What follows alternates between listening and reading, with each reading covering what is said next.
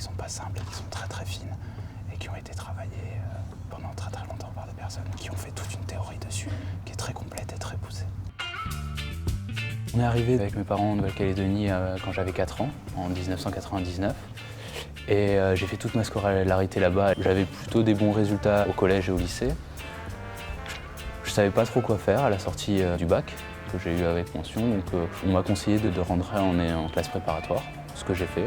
Je voulais rentrer dans une école aéronautique. J'ai décroché l'ENA, qui est l'École nationale de l'aviation civile. Un cursus sur 5 ans et à la fin duquel on obtient notre diplôme d'ingénieur.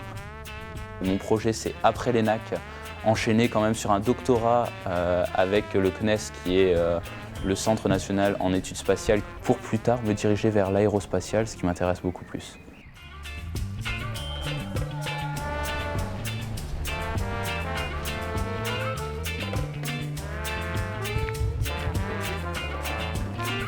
J'ai eu mon bac en 2006. Après, j'ai fait 2 ans de licence économie-gestion à l'université de Nouvelle-Calédonie. Et après, j'ai ressenti le besoin d'aller voir ailleurs. J'ai changé de branche. Je suis passé en métropole en 2009 en licence administration économie sociale. Et depuis 2009, je suis là. Je bosse quand même pour avoir les diplômes. À côté de mes études, je fais beaucoup de sport. J'ai le sang un peu bouillonnant, hyperactif, alors je suis obligé de me dépenser. Je joue avec l'équipe de volleyball universitaire. Et à côté de l'université, je fais du football avec des amis, des Calédoniens. On se retrouve presque tous les week-ends pour jouer des matchs de foot et tout. Là, on va à l'entraînement de volleyball universitaire. En fait, j'assiste le prof de sport à entraîner les sportifs de haut niveau. Pour jouer en mai en finale en championnat universitaire à Strasbourg.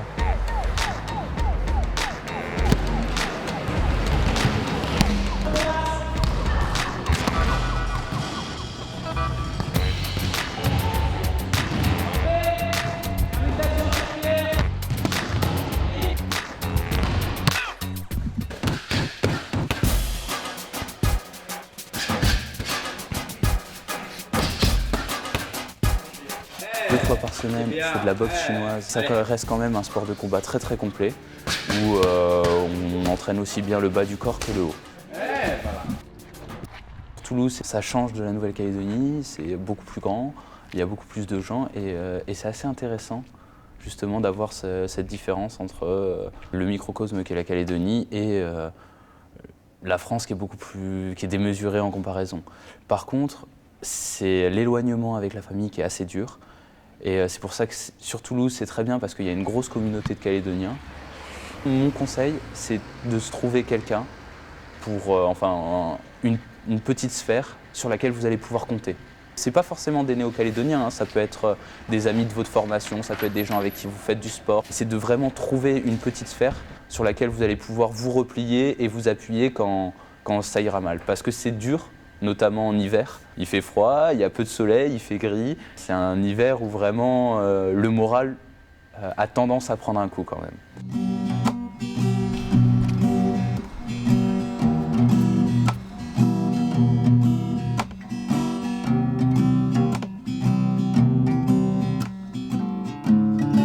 La guitare, c'est lorsque je me sens seul, et, voilà, il y a un coup de blues, on pense au pays, on prend la guitare pour gratter quelques notes et chanter. Alors heureusement, il y a Internet. Je Skype beaucoup avec la famille, et puis je prends des nouvelles par Facebook aussi, heureusement encore. Et puis, bon, je disais, il y a Skype, c'est plus facile parce qu'on se regarde, on se parle et tout. Et bon, si la famille va bien, alors moi perso, je vais très bien. Ce week-end, il y aura autrement Outre-mer, vendredi, samedi, dimanche. Alors moi, j'ai une présentation. Le sujet, c'est les sociétés d'économie mixte en Nouvelle-Calédonie.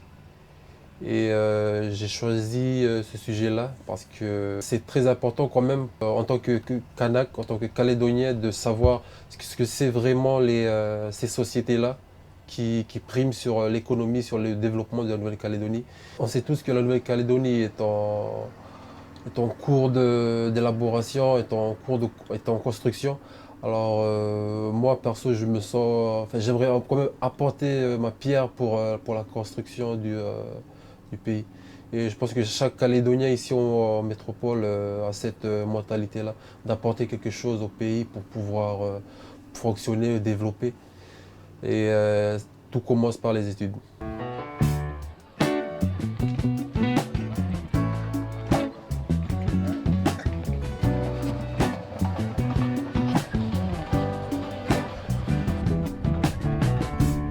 Alors là, on est à l'Espace Bonnefoy sur Toulouse, qui est un centre de documentation et pour les manifestations culturelles.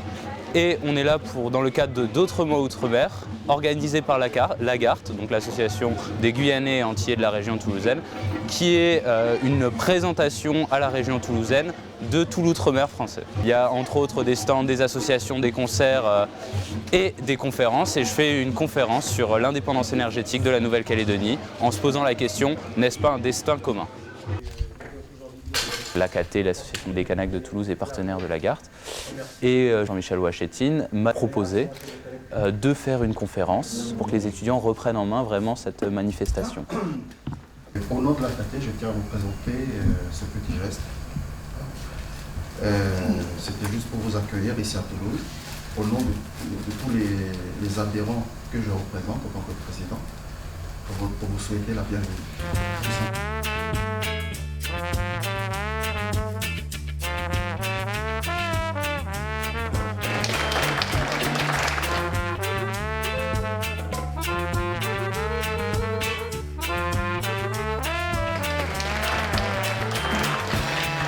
J'aimerais au final quand même revenir travailler en Calédonie, car ayant vécu la majeure partie de mon enfance là-bas et de ma vie jusqu'à maintenant là-bas, je me considère comme calédonien et j'ai vraiment envie d'apporter ce que je peux au pays.